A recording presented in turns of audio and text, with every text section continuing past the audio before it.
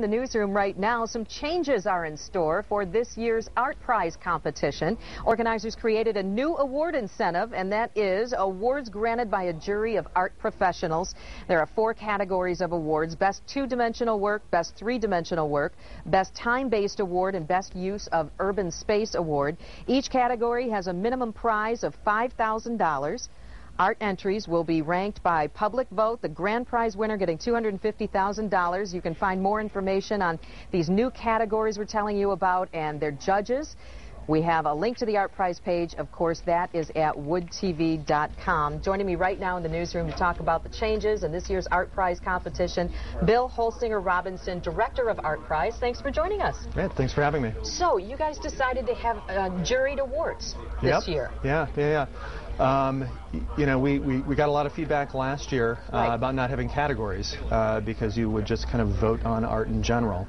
We also got a lot of feedback from the art community about kind of our responsibility to help build and develop these artist careers who are entering. So what we wanted to do is, you know, not detract from the public vote, but also offer some new opportunities.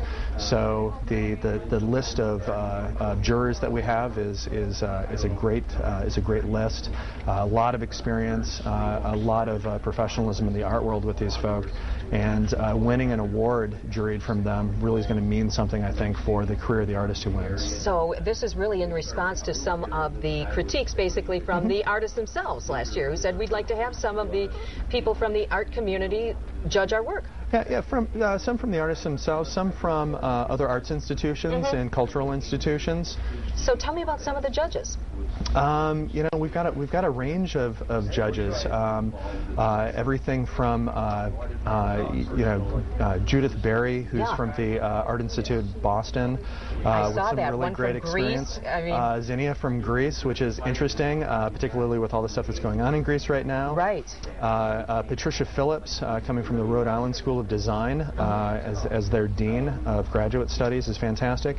And Jeff Speck, who was the head of design for the National Endowment of Arts, who's actually been doing a lot of work in Grand Rapids as well, helping on urban planning and design too. So exciting. So making some changes. This should be something new. These new divisions too.